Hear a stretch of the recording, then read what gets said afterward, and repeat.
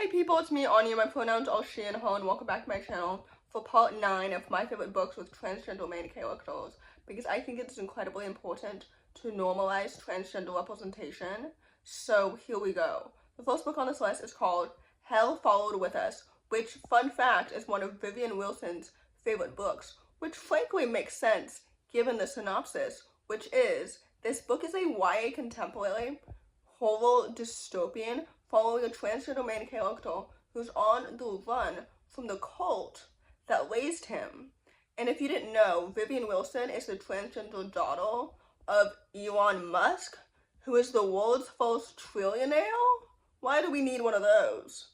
Anyway, they're estranged, obviously, because Elon Musk is incredibly transphobic and incredibly rude, and is just a terrible person.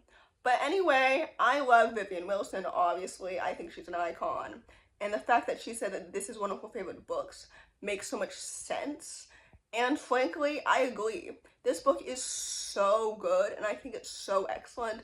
I love the world building, I love the queer representation, the plot and the mystery and the characters are all so well written, and this book is so good. I think that Andrew Joseph White is truly such a good author, and I love the writing so much. Like, I think this book is truly excellent, and it's so good. Dystopian is not really a genre I really gravitate towards often, and I think it's because the Hunger Games, like, made my standards way too high, but this book is so excellent, and I really, really enjoyed it. So with that said, I would definitely highly, highly recommend it. The next book on this list is called Are Mayhem. This book is a YA contemporary following a non-binary main character who is navigating moving to a new town and their changing gender identity. I think this book is so good and it's so excellent because, first of all, I love a coming-of-age story, and I love embracing your identity and, like, going against the social norm. I don't know if that makes any sense, but I think this book is so good and so excellent. I love the writing and the characters and the friendships and everything. This book is so good and it's so underrated. I feel like I've heard nobody talk about it except for me. Like, I think it's so good. I love a character-driven coming-of-age YA contemporary, especially with a queer lens. I think that queer stories set in small towns are so important because so many young queer people come from these small towns. You know what I mean? Anyway, all that to say, I think this book is truly excellent and truly brilliant. So with that said, I would definitely highly, highly recommend it. The next book on this list is called Mole Out of Water. This book is a middle-grade contemporary following a young queer main character who starts to question their gender after a hurricane forces them to move, losing their magical connection with the water. This book is so excellent and it's so well done.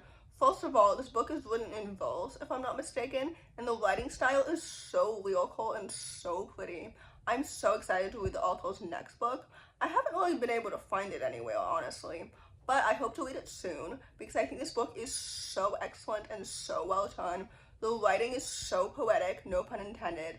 I loved the characters and the queerness and everything. Like, this book is so good, and again, it's so underrated. I think it's so important to have books that are accessible to young people who might be questioning their identity, particularly their gender identity, because I think it's so normal for queer children to exist, especially transgender, gender fluid people. Like, I think this book is so good and it's so awesome and it's so emotional, and I was so connected to everything that was happening, and I even really enjoyed, like, the magical realism elements.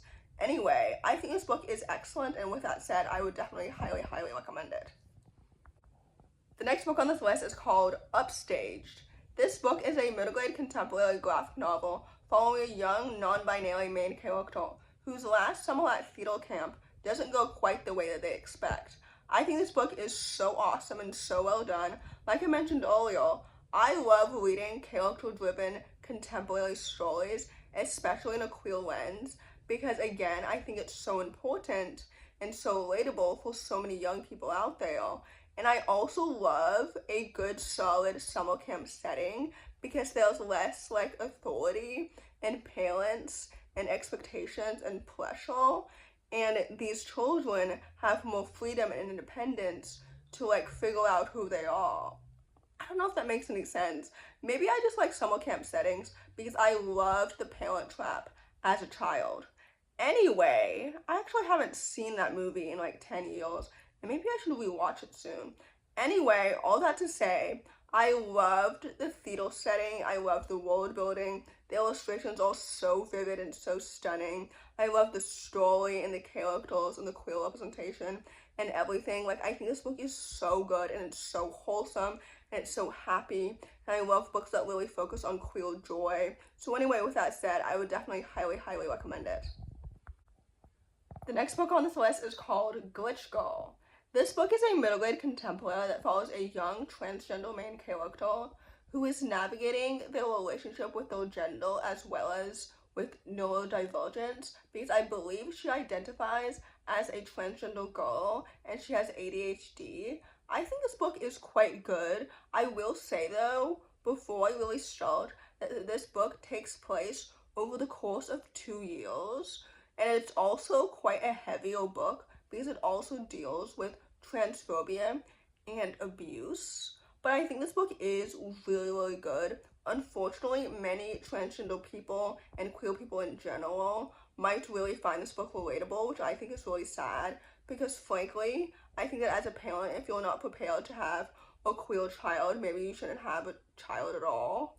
But anyway, I digress. I think this book is really good and really moving. I love the writing and the characters and the friendships and the queer representation and everything. I think this book is so good and so awesome and really important and necessary.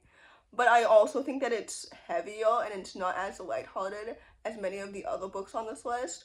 But with that, I think this book is really good and it really spoke to me. So with that said, I would definitely highly recommend it. The next book on this list is called Pet. This book is a YA fantasy following a Black transgender main character, where one of her mother's paintings comes to life, and somebody comes out of the painting into her real life and is searching for a monster that nobody really believes is real, except for the main character. I don't know if that makes any sense, but I think this book is so good and it's so excellent.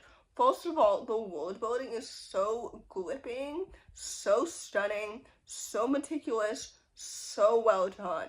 The plot and the characters and the queerness is so excellent and so awesome. This book is also a bit more grim than the other books on this list as well, but I think it's so good and it's so important and it's so well done. I really enjoyed it so much because I think this book and its themes are so relevant and so well done. I think this book is truly excellent and it deserves all of its hype and so much more. So with that said, I would definitely highly recommend it. The last book on this list, and definitely not the least, is called How to Survive a Slasher. This book is a YA contemporary horror following a bisexual, gender-fluid main character whom I believe uses multiple pronouns, if I'm not mistaken. But anyway, basically, they are a survival of a serial killer, and their trauma has been made into books. And when a mysterious manuscript shows up on their porch, history starts to repeat itself, which is really weird. This book was so good, and it never felt too meta or anything like that. Like, I loved the plot and the world building and the mystery and the queerness. I think this book is so excellent and it's so well done. And I was truly hooked from the beginning to the end. Like, the writing is so thrilling. I love the plot and the mystery and everything. I've read so many books by this author. In fact, I think I've read all of them, and their books have never disappointed me. And if they have, I don't remember. So anyway, with that said, I think this book is so good, and it's so excellent, and it's so well done. So with that said, I would definitely highly recommend it. So in conclusion, I hope this video proves that once again, I am always an ally to the transgender community, and I always will be. So with that said, I really hope this video helps diversify your bookshelf and helps normalize queer representation, especially transgender representation, for children and teenagers across the world. So anyway, in conclusion, if you enjoy this video, please don't hesitate to give it a big thumbs up. Comment down below the rainbow emoji if you made it all the way to the end of the video. Thanks for watching and subscribe to my channel if you're new. And I'll see you in my next video. Bye!